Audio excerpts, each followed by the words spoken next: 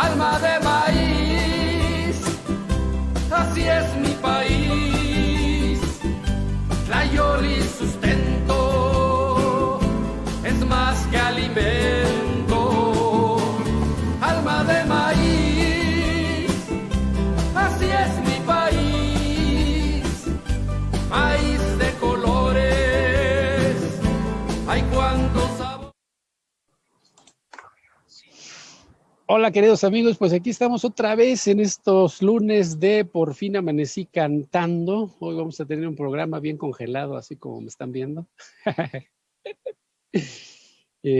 Tenemos este programa como todos los lunes por medio de internet y de esa plataforma, y de repente, pues el internet no tiene palabra de honor, y ahora yo veo que yo me muevo muy despacio como si fuera robot, pero me muevo de todas maneras. Y hoy vamos a tener un programa muy especial, porque vamos a hablar de uno de los ídolos del pueblo, de los auténticos ídolos del pueblo, con Isabel Tovar. Vamos a hablar de Rigo Tovar. Hola querida, ¿cómo estás? ¿Qué tal, Raúl? Hola, buenas tardes. Pues aquí, mira, muy contenta y muy agradecida de que me hayas invitado a este programa para hablar de Rigo Tovar. En este año que está cumpliendo 50 años de carrera artística. 50 años de carrera artística. A ver, vámonos, así que vámonos por el principio. Vamos a empezar por ahí. Vamos a empezar por el principio, porque luego ya vi que tienes ahí un escenario fabuloso de algunos trofeos y premios y fotografías que ya nos irás platicando. Pero ¿quién era pues Rigo Tovar? Bueno, Rigo Tovar era un hombre muy alegre, muy feliz, al que le apasionaba la música. Creo que Rigo Tovar vivió para la música y para darle una producción de temas a su público que tanto amaba, de la mejor calidad posible, en la mayoría de su autoría. Y también hizo algunas interpretaciones de grandes compositores. Sí, así es. ¿Perdón? Sí, ajá. Síguele tú. Yo te voy a interrumpir de repente. Único no en su género, pero sí en la modalidad de música tropical que él ejecutaba, puesto que era un ritmo inventado por él. Entonces, por ahí también debemos agradecerle a Rigo Tovar el que abriera el camino para que esta música, este tipo de música, pues se pudiera escuchar en todos los ámbitos. Por algo se le llama el general grupero, porque fue quien abrió el camino, abrió esa brecha para que la música popular se escuchara en todas las estratos sociales, se podría decir así. Sí, efectivamente, porque yo recuerdo que en aquellos tiempos los estratos sociales estaban muy marcados, estaban muy divididos, pues, ¿no? Así es. Y la música tropical, inclusive, por ejemplo, la Sonora Santanera y todo eso estaba dirigido a otro espacio, ¿no? Uh-huh. Se tocaba en otros salones, pero efectivamente, cuando Rigo Tovar empieza a tener tanto éxito, pues empieza a, como tú dices, a abrir brecha y a ocupar otros espacios que no se habían ocupado, pero ¿le fue difícil? Raúl, yo creo que esta carrera es lo más difícil, es la carrera más difícil que existe. Te podría decir que tal vez difícil no, pero también te podría decir que fue una carrera que trabajó muy, muy arduo. Un trabajo sin descanso, porque Rigo trabajaba de jueves a lunes, a veces los martes y los miércoles también, en presentaciones, pero eran meses los que él invertía en estudios de grabación, por ejemplo. Rigo no era de los que grababan un disco en 3 días. Eran meses para sacar una producción, porque tenía que ser perfecta y mejor que la anterior. Entonces, pues entre el trabajo en bailes, porque él recorrió todo Estados Unidos, todo México, parte de Sudamérica, entre todas las presentaciones personales, programas de televisión, estaciones de radio, porque has de saber, cuando yo conocí a Rigo, yo me casé en 1976. Rigo tenía 2 años de haber llegado a México. Él llegó en el 74. Incluso por ahí tengo un boleto de la primera presentación de Rigo en México, boleto de baile. Y Sí. entonces, Sí. cuando yo lo conozco a él, él ya tenía 5 LPs grabados.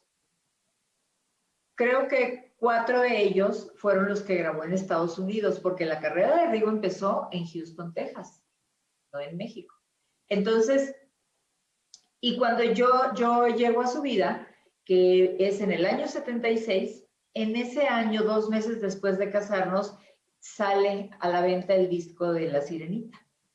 Y ahí empieza la locura de Rigo Tobar. Entonces, a partir de ahí, te digo, fue una carrera de mucho trabajo, mucho trabajo.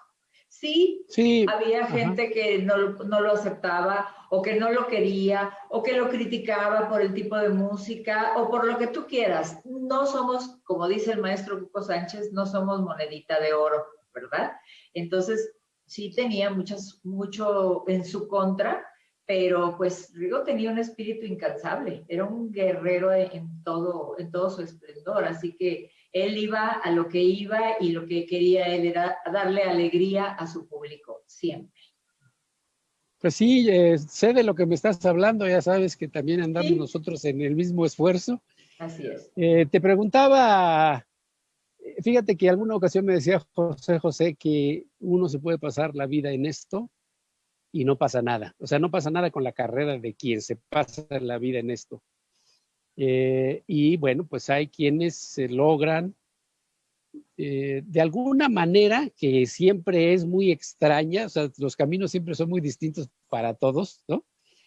Empezar a penetrar con el público, empezar a cautivar un público, pero también a generar un equipo de trabajo, es decir, gente que también empieza a confiar en ti. En aquellos entonces había algo que no hay ahora, que son los representantes artísticos. Ahora no, ahora solo hay vendefechas, ¿no? O sea, personas que venden las fechas de aquellos grupos o artistas que ya tienen alguna, entre comillas, fama, ¿no? Pero en el caso de Rigo Tobar, ¿cómo fue ese fenómeno? ¿Cómo se fue dando que él se fue metiendo con el público? Bueno, mira, yo lo que conozco de esto es que sí, había un equipo de trabajo, leal, honesto, y gente que apreciaba a Rigo de verdad.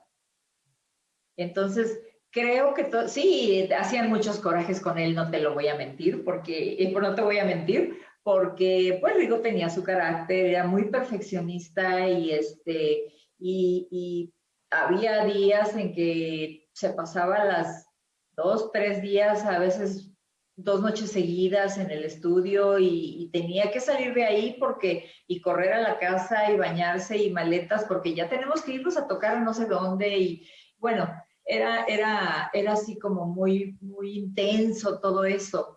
Pero sí, efectivamente, había un apoyo muy grande de la compañía de discos, del dueño de la compañía de discos, el señor Ignacio Morales. ¿Cuál fue la primera compañía que tuvo? Discos Melody. En un principio. Melody, ¿verdad? Es cierto, Discos sí, me acuerdo. Melody ¿Y quién era el director? Porque yo lo conocí también a él, al director de Discos Melody, y sé por voz de él que los discos de Rigo Tobar hicieron la empresa, pues, o sea, lo fortalecieron económicamente, ¿no? Fíjate que decía, yo conocí a Nacho Morales, que era el dueño de Discos Melody. Nacho Morales. Sí. Entonces, de hecho, Nacho iba a comer a la casa y le encantaba la comida casera a Nacho. Sí, al parecer cuando él compró los derechos de Rigo Tobar, era una empresa pues, muy pequeñita. Decía, nada más tenía 2 prensas para hacer discos. Entonces dice, llega Rigo Tobar a mi compañía de discos y no nos dábamos abasto. Tuvimos que crecerla porque no dábamos abasto con las 2 prensas para fabricar tantos y tantos y tantos discos que se vendían de Rigo, porque ya estaban de por sí los que se vendían, pero ya sacaba otro y era un hitazo también. Entonces, pues te digo, ¿cuáles fueron sus grandes éxitos? Ya los conocemos, digo, está la canción de Mi Matamoros Querido, la canción del Sirenito. ¿Cuáles otros recuerdas tú? Bueno, lo que pasa es que los primeros discos de Rigo son los de más éxito. Donde viene, por ejemplo, donde viene La Calandria, El Pájaro Chowí, Mi Amiga, Mi Esposa y Mi Amante, ¿qué otra? El Día que Estás para Mí. Es que son yo creo que esos primeros discos, hasta el día de hoy, son los que más éxito tienen. Después vinieron otros, por supuesto. Oh, qué gusto de volverte a ver, Quítate la máscara, La Sirenita, ¿qué otra? Una historia inolvidable. Bueno, fueron muchas. Y cuando sale el disco de ranchero, pues Golondrina de Ojos Negros fue un exitazazazazazo, ¿me entiendes? Y también el disco de boleros, donde grabó pues, a muchos grandes maestros. A muchos grandes maestros, sí. Fíjate que yo lo conocí, un día me lo encontré, la Sociedad de Autores y Compositores de México tenía sus estudios de música, tenía estudios musicales y los estudios estaban donde está ahora lo que es el IMER. Incluso todos esos terrenos donde está la Cineteca Nacional pertenecían a nosotros, a la Sociedad de Autores y Compositores de México. Y en uno de los estudios más grandes, porque había un estudio ahí donde cabía toda una sinfónica. Antes, fíjate qué interesante, ¿no? Para darles también un poco de historia de nuestra carrera a los que nos escuchan, nos hacen favor de seguirnos. Se grababa con toda la orquesta de un solo catorrazo, o sea, metías a más de 100 músicos en ese estudio y ahí me encontré a Rigo Tobar. Ahí me lo encontré un par de veces. Muy metido en lo suyo, digo, sí, fue un hola, ¿qué tal? No sé qué, no sé cuánto, platicaros qué, pero pues el hombre estaba metido en lo suyo y no era de llegar y de cuartos y caballazos y interrumpir, no, pues ahí estuve de metiche. En aquellos entonces no había las cámaras que tenemos ahora para podernos tomar una foto, si no yo tuviera mi selfie con Rigo Tobar. Claro, así pasa. ¿Verdad? Exactamente. Y ahí tienes un montón de premios. A ver qué nos puedes ir señalando. Uy, bueno, pues mira, hay varios. Por ejemplo, aquel es un disco de oro por venta de discos. Tengo Organización Radio Centro, es este. Este es de un programa de la XCW, a donde acudió. Radio Variedades también. Este es de Los Ángeles. Este es de la delegación Tláhuac. Este es de California. La Cámara Nacional de Comercio le otorgó este. Y este es de los clubes de discos que había de admiradoras, que había hasta el año 82. A los 10 años le dieron que está aquí enfrente, que tiene muchas plaquitas, dice el nombre de cada club de admiradoras. Y bueno, ahorita más reciente, tengo aquel que es el galardón a la inmortalidad, es chiquito que se ve acá, galardón a la inmortalidad, que le otorgó la Plaza Galerías de las Estrellas. Y acá tengo el billete de lotería. Ándale. Es una serie. Mira, ahí se alcanza a ver. el ¿Y billete quién de fue quien lo lotería. bautizó como el ídolo del pueblo? Sí, ahí se alcanza a ver exactamente una serie. Ajá. Es una serie Ajá, de sí. billetes con la Sí, pues son invitación que reconocimientos nosotros muy importantes, pero vimos y arriba el que me entregaron en la Lotería Nacional. ¿Cómo ves?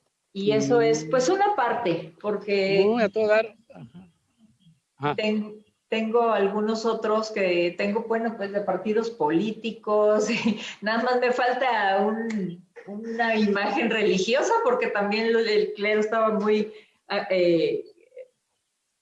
¿cómo se dice? Muy admirador de Rigo. Hace un tiempo encontré De Rigo. a un personaje importante y me dijo, yo lo conocí, yo tuve ¿A quién? mucho trato con él. No recuerdo, ahorita te digo el nombre, no lo recuerdo, pero Sí, ahorita me voy a acordar. está bien. Oye, ¿y quién le pone, digamos, esta firma artística de El ídolo del pueblo? El ídolo de las multitudes. ¿Mm? El ídolo de las Eh, multitudes. lo que sucede es que Rigo tuvo una presentación en Monterrey, Nuevo León, en el río Santa Catarina, en donde se reunieron cerca de 400,000 personas. Yo no tengo el dato correcto, pero entre 350 Sí. y 400,000 almas estuvieron en esa presentación. Y de ahí fue que él se ganó el título del ídolo de las multitudes. El ídolo de las multitudes. Pero ahí fue la mayor audiencia, pero en realidad Rigo tenía llenos increíbles en cada lugar en donde se presentaba. O sea, Rigo no tenía audiencias menos de 30, 40,000 personas en pueblos muy pequeños. Siempre era así. Y bueno, y más, ¿no? De ahí Ajá, para sí. arriba. Y él, digamos, de toda esta experiencia que tuvo él como artista, ¿qué fue lo que más disfrutó como artista? Así que le ha dicho, ¿sabes qué? Digo, yo sé que la respuesta puede ser hasta como medio obvia, ¿no? Pero bueno, a lo mejor él tiene algo diferente a todos nosotros. ¿Qué fue lo que más disfrutó? Sí. El convivir con su pueblo. ¿Eh? Yo creo que eso. Estar cerca de la gente. Estar cerca de la gente, sí. Sí, fíjate que sí. ¿Y A lo tú qué es lo mejor que más recuerdas? tú te vas a imaginar que yo te voy a decir, uy, es que Rigo ganó mucho dinero, es que Rigo se compró muchas cosas, es que, pues, no sé. Pero fíjate que él eso nunca lo tomó en cuenta. Te vuelvo a repetir, para él era una cosa tan disfrutable, tan agradable, el entrar a un baile, porque de hecho te voy a contar que Rigo siempre entraba por el frente, por entre el público. Rigo no entraba al estrado por la parte de atrás. Y a todos le preguntábamos por qué hacía eso, ¿no? Porque Rigo no llevaba guardaespaldas, Rigo, o sea, eran los muchachos mismos que trabajaban con él o amigos que lo acompañaban, pero nunca llevaba una valla de policías y que a nadie se le acercara, esas cosas no. Entonces él decía, me gusta entrar por enfrente porque quiero que la gente me vea pasar y que vean que soy yo el que les va a cantar, que sí soy yo el que está ahí. Eso lo disfrutaba mucho, fíjate. ¿Y tú qué es lo que más recuerdas? A ver, para ti, ¿cuáles son estas anécdotas que tú, me imagino, a ver, tú qué, ¿eras su fan o cómo fue que lo conociste? No, ya me estoy yendo al estilo fíjate. de Pati Chapoy, o sea, ¿qué onda? No, yo a Rigo no lo conocía, yo ni sabía que existía Rigo Tobar. ¿Ah, no? No. Andamos Fíjate en otra que onda. yo era muy niña, o sea, yo lo conocí siendo muy niña. Yo tenía 13 años. Ah, caray. Lo conocí. Sí. Yo lo conocí porque yo tenía una cuñada que ella era de Matamoros. Y ella conocía a todos los artistas de Matamoros. Ya. Entonces, en una ocasión Rigo fue a tocar a Tampico. Yo soy de Tampico. Fue a tocar a Tampico, pero resulta que él tenía, no sé si 1 o 2 semanas, que había ido a visitar la casa de los papás de mi cuñada, porque la iba a comprar. Entonces, conoció a los hermanos de mi cuñada y pues ahí medio que se hicieron cuates y ellos estaban visitando a mi cuñada en Tampico cuando sucede que Rigo va a tocar. Entonces van al baile, pero como mi hermano también tocaba, también era músico, que de hecho fue músico de Rigo un tiempo, ella necesitaba una chaperona que la acompañara, porque en esos tiempos, pues una señora casada no podía andar sin su marido en un baile. Estoy hablando del año 76. Entonces, y mi hermano le dijo, pues que vaya Maribel. Maribel me dicen en Tampico, que vaya Maribel contigo, no hay ningún problema. Bueno, y entonces me llevaron. Y cuando llegamos ahí al estacionamiento, en ese tiempo era un restaurante y salón para bailar, el Jardín Corona, así se llama. Entonces, cuando llegamos al estacionamiento y nos bajamos del coche, Rigo estaba ahí saludando a alguien. Entonces dicen los señores, mira, aquí está Rigo, vamos a saludarlo. Y te lo presento, le dicen a mi cuñada. Pues ahí vamos, ¿no? Porque yo iba con mi cuñada. Entonces, fíjate que cuando me presentan a mí, me dice Rigo, me da la mano y me dice, mucho gusto, señorita. Y se me queda viendo. ¿Pero ahí tenías 13 años? ¿Perdón?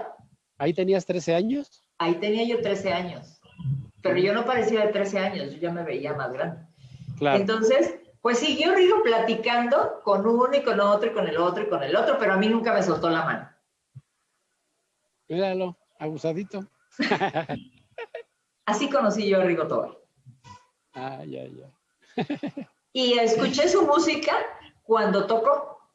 Yo no escuché su música ni en el radio, ni en un disco, ni nada. Yo lo escuché en vivo. ¿Y qué pensaste? Me gustó mucho la música y me gustó su actuación. Era muy desenvuelto, muy parlanchín, contaba chistes, o sea, era muy buen. Rigo era un showman. No sé si tú tuviste alguna vez la oportunidad de verlo en actuación. No, fíjate que yo nunca lo vi en vivo. Es decir, que yo, claro, lo vi en la televisión porque hacía varios programas de televisión, siempre en domingo, por ejemplo, que era los programas que proyectaban a muchas figuras, pero a él nunca lo vi en vivo, jamás. Hubiera sido muy interesante. Muy interesante, sí. Rigo yo creo que por eso tenía tanta admiradora, tantos admiradores, porque eran hombres y mujeres. Y tanta audiencia, tanta congregación de gente, porque era un show increíble en el que no tenías descanso, más que a la hora que cortaban para que entrara el otro grupo. Pero desde que empezaba hasta que terminaba, era una canción tras otra, no se alargaban las canciones, porque tú sabes que muchas veces empiezas a cantar una canción y luego la alargas y terminas cantando 3 o 4 nada más en 45 minutos. Y Rigo no era así, Rigo era una tras otra, éxito tras éxito, y la gente no dejaba de bailar. De repente medio platicaba algo, les contaba un chiste o le hacía la plática a una pareja que estaba lo más cerquita y le preguntaba, señor, ¿ya está cansado? O cosas así, pero mi mujer no deja de bailar, y cosas así, ¿me entiendes? Era muy divertido. Interactuaba mucho con el público. Oye, querida, y hoy por hoy que ha cambiado todo, que el disco pues ya no se hace el LP, que el CD pues también ya está casi para afuera, ¿no? En algunos lugares ya está para afuera, y que estamos con toda esta onda digital. ¿Qué ha pasado con la carrera de Rigo Tobar en ese terreno? ¿Cómo? Rigo no tiene problema. Rigo tiene mucha venta, en todas las plataformas está Rigo Tobar. O sea, su música está en las plataformas. Así es. ¿Y quién lo representa ahí en las plataformas? ¿Quién bueno, pues las editoras. Ah, sí, o sea, Por ejemplo, cuando hablamos de Spotify, que es la plataforma más importante, ¿no? ¿Quiénes son los que se encargan de subir toda su música? En las compañías de discos. Rigo tiene disqueras. Son dos. Las disqueras. ¿Son dos? Dos. Universal Music y Sony Music. Ah, ok. Pero ellos qué te reportan a ti o cómo te enteras? Ay, Raúl, ¿ya vamos a hablar de dineros? No, pero me refiero en el tema de lo que tiene que ver con los controles, ¿no? Es decir, es muy complicado porque, a ver, a lo que me refiero es a lo siguiente. Hoy por hoy a nosotros, a los artistas, se nos ha dado una responsabilidad mayor, fíjate, más allá de nuestra propia producción. Uh-huh. Como que se nos ha cargado la mano. Siempre he dicho yo que, pues ahora sí somos, como decía mi mamá, 7 oficios y 14 necesidades. A ver, cuéntame. Sí, claro, porque por ejemplo, vamos a ver, digamos, yo soy autor, soy compositor y soy cantante, ¿no? Esa es la base de mi vida. Escribo, canto y hago. Pero también me veo obligado a saber, a entender los mecanismos de las tiendas digitales, inclusive cómo hacer para que esta obra que uno hace se suba, ¿no? Ahora, antes de eso también tengo que saber cómo hacer para producirla. Es toda una experiencia que se va adquiriendo a través de los años, como lo hacía Rigo Tobar, que se metía horas y horas en los estudios para sacar su producción. Nosotros también lo tenemos que hacer, pero aunado, separando pues todo lo que es el terreno de la producción de una canción, ahora también estamos obligados a saber cómo se sube a las plataformas digitales, pero no solo eso, sino cómo se hace para que se difunda, porque como son millones y millones y millones de producciones en todo el mundo que se suben a las mismas plataformas como YouTube, como Apple Music, como precisamente Spotify, como Google Play, hay un montón. Deezer, en todas esas plataformas, en todas la que tú me digas, está Rigo Tobar. Y yo me supongo, bueno, como ya son temas grabados, ya producidos, grabados y demás, conocidos, las compañías de discos son las encargadas de subirlas y las editoras, obvio, de administrar.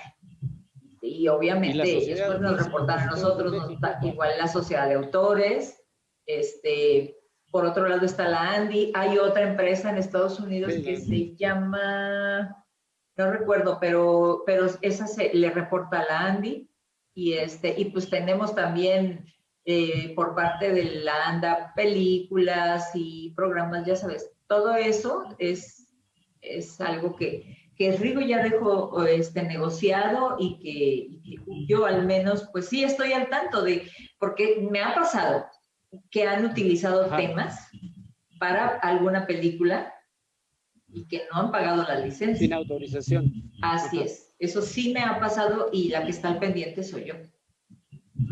Sí, yo soy la que les da aviso a los jurídicos de las empresas o como sea.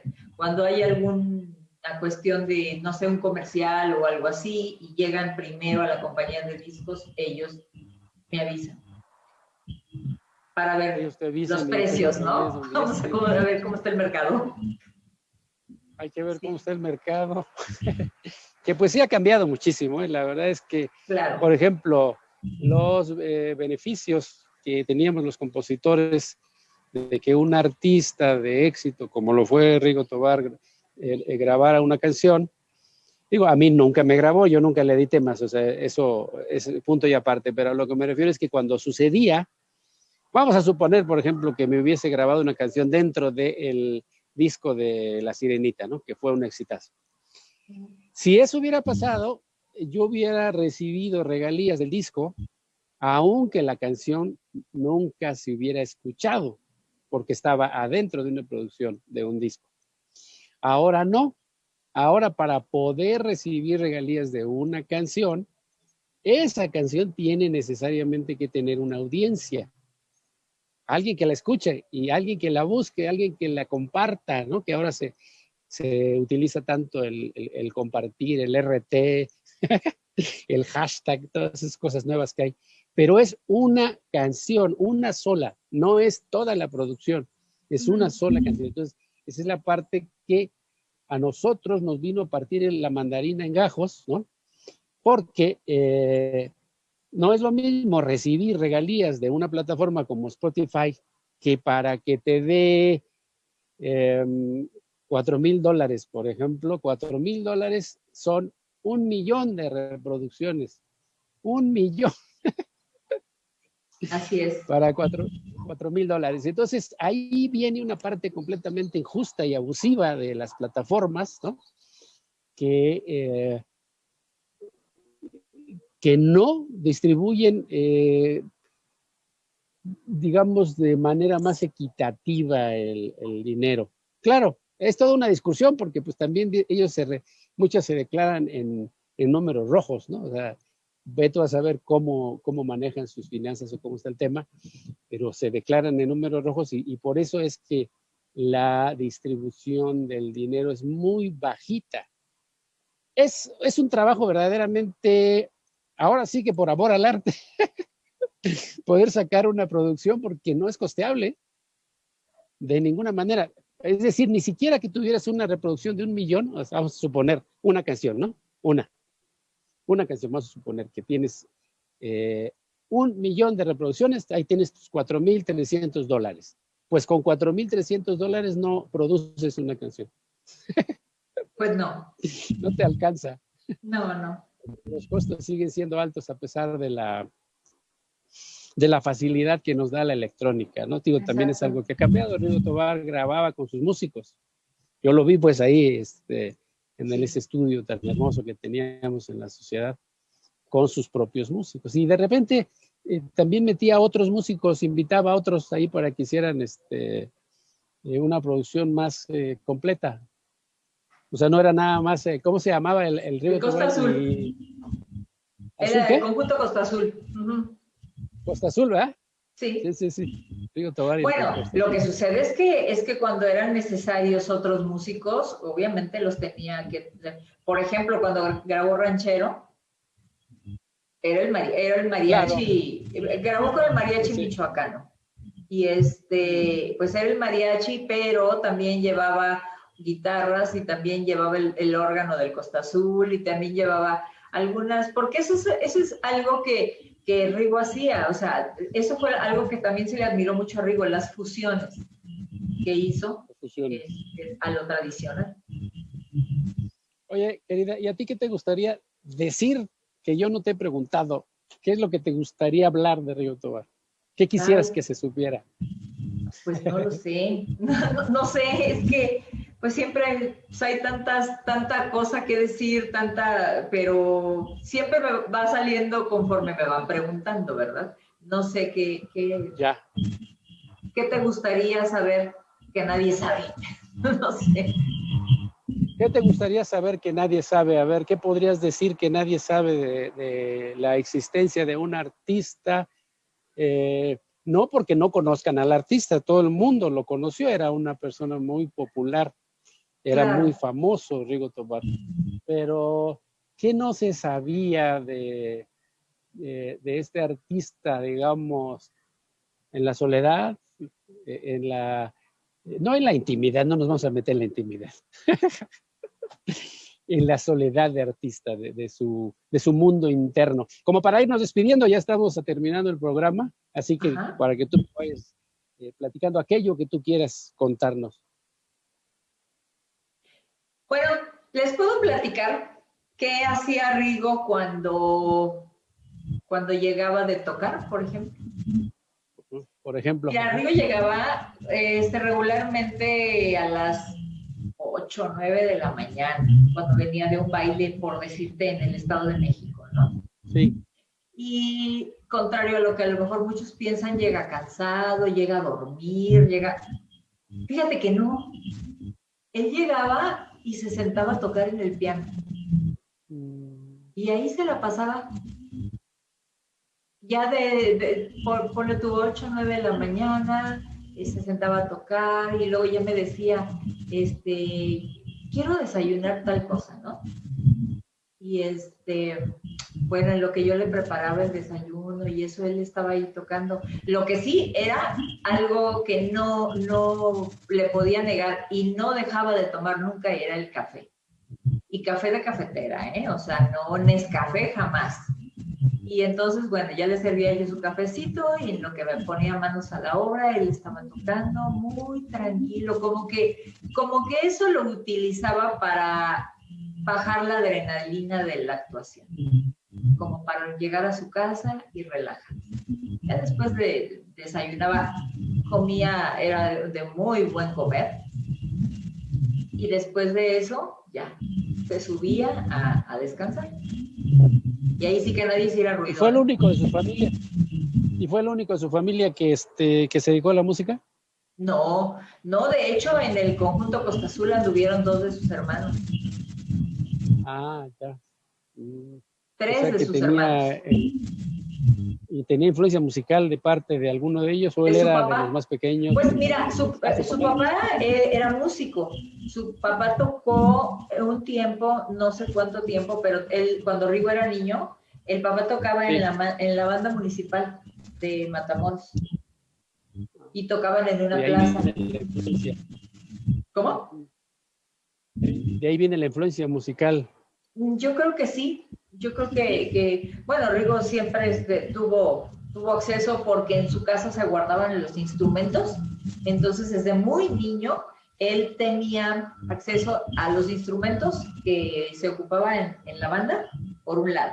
Y por el otro lado, tuvo mucho conocimiento de la música por su papá.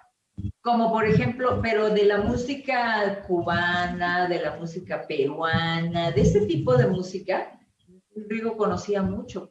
De ahí viene el que hubiera grabado el pájaro Chogui, por ejemplo, o la tinajita, o la múcura, ¿entiendes?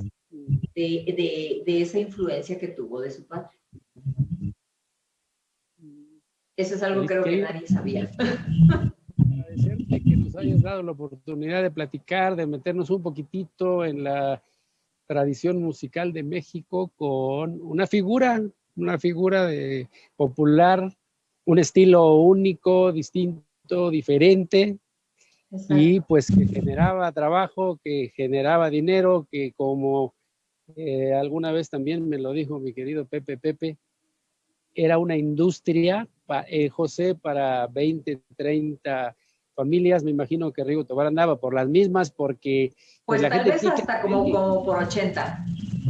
Familias, imagínate, porque la gente tiene que saber que cuando un artista tiene un éxito de ese tamaño, pues tienes que emplear camiones, que el equipo, quien lo compra, quien lo cuida, quien lo sube, quien lo baja, quien lo conecta, lo que tiene que ver con el sonido y lo que tiene que ver con las luces, y que para escenarios tan grandes como de 100,000 personas, digo ya, aunque fueran 20,000 o 30,000, se requiere un equipo grandísimo y una cantidad de gente especialista para cada cosa. En cada cosa, sí, pues tienen desde los que armaban el estrado, porque era un estrado muy grande, que era propiedad de Rigo y tenía, pues enfrente tenía las luces con su nombre grande y las columnas y las luces de arriba. Bueno, era una cosa increíble. Y pues tenían desde los chicos que conectaban el sonido, los ingenieros, me acuerdo que tenía ingenieros, y me acuerdo mucho, ya a lo mejor tú lo conociste, al señor Polo Tena. ¿No? Sí. Bueno, Polo Tena trabajó con Rigo. Y no, bueno, es que hay tanta gente que te podría decir todo lo que había dentro de pues, ¿con qué te una presentación. ¿Qué te gustaría dejarle al público de Por fin amanecí cantando? ¿Qué te gustaría? ¿Qué me gustaría? ¿Una canción de Rigo? No, ¿eso? ¿Con qué saludo, con qué frase, con qué te quieres despedir? Oh, pues Oh, qué gusto de volverte a ver y de que me vea toda la gente que nos está viendo. Me da muchísimo gusto haber estado en este programa, te lo agradezco, le agradezco a la señorita productora. Y pues estamos a sus órdenes. Por favor, no dejen de visitar la página de Instagram, Real Rigo Tobar MX, y ahí Correcto. les vamos a estar compartiendo algunas cosas que vienen para el próximo año. O bueno, digo, para este año. Muchísimas Gracias, Raúl. querida. Yo también me despido agradeciéndote que nos hayas dado el espacio para platicar. Soy Raúl Martel, autor, compositor. Visiten mi página raulmartel.com y yo les recuerdo, como siempre, que los artistas somos gente útil que parece inútil. ¡Viva México! ¡Viva México!